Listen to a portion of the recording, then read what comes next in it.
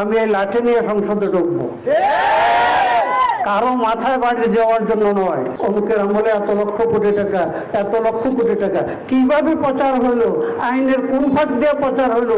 আমার এই নির্বাচন নয়, এটা জিহাদ ফি সাবিলিল্লাহ। রাস্তার পাশে দাঁড়াইয়া, ভোট কেন্দ্রের পাশে দাঁড়াইয়া 1000 টাকার নোট ভোটারদের হাতে দিয়েছে।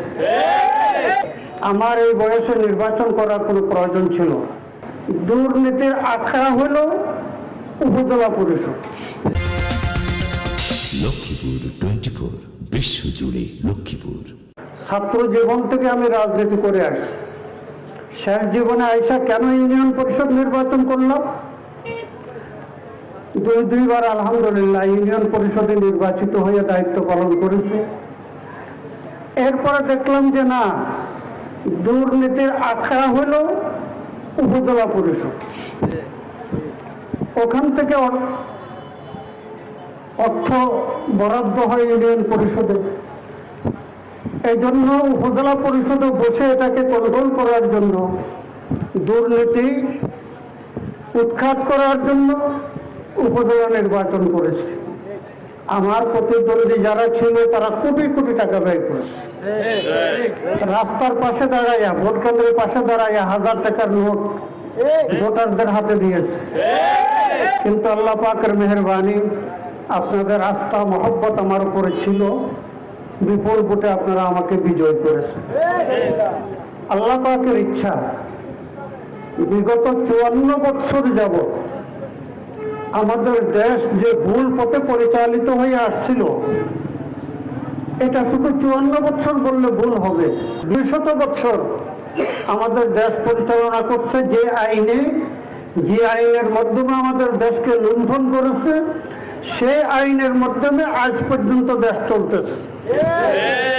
তার একটা উদাহরণ দেই, যে আমাদের দেশে যে উন্নয়নমূলক বড় প্রকল্প কাজগুলো হয়, এগুলো টেন্ডারের মাধ্যমে হয়।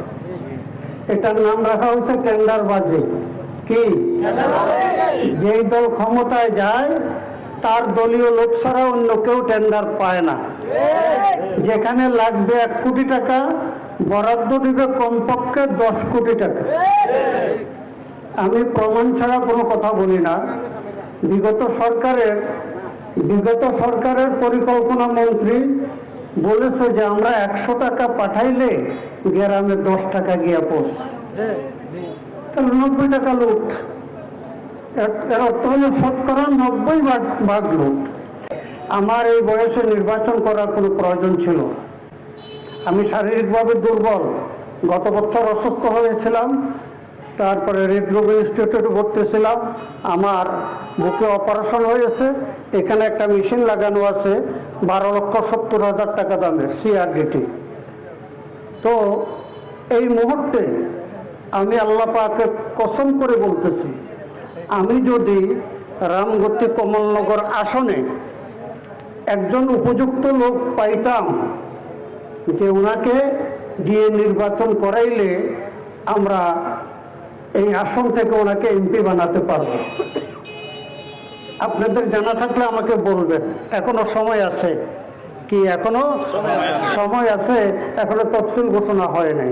আমি কসম করে বলতেছি, এমন একজন লোক যদি নাকি পাই, হ্যাঁ, যে জনগণ তারপরে কথা বলে যে হ্যাঁ ওনাকে দিয়ে হবে, ওনাকে আমরা বিজয়ী করতে পারবো, তাহলে আমি কসম করে বলতেছি আমি নির্বাচন করব না। কিন্তু আমি দেখতেছি একজনও নাই, যাকে দিয়ে কি কাজটা করাতে পারবো।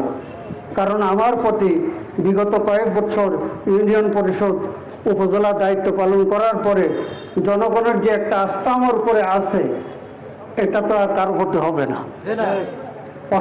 প্রশাসনে ডিসি, এসপি, উপজেলার সকল অফিসাররা সবাই আমাকে জানে, সবাই আমাকে চিনে।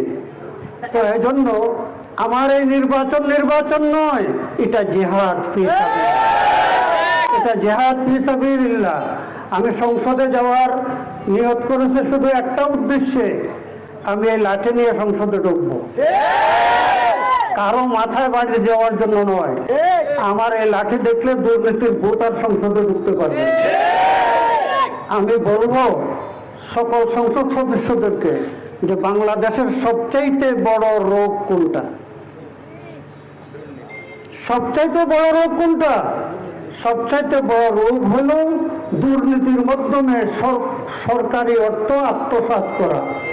পত্র পত্রিকায় আছে, আমার সাংবাদিক ভাইরা লেখেন, এত লক্ষ কোটি টাকা পাচার হয়েছে, অমুকের আমলে এত লক্ষ কোটি টাকা, এত লক্ষ কোটি টাকা। কিভাবে পাচার হলো, আইনের কোন ফাঁক দিয়ে পাচার হলো, এগুলি কিছুই বলে না। ওই আইন সংশোধন করার জন্য সংসদে যেতে হবে।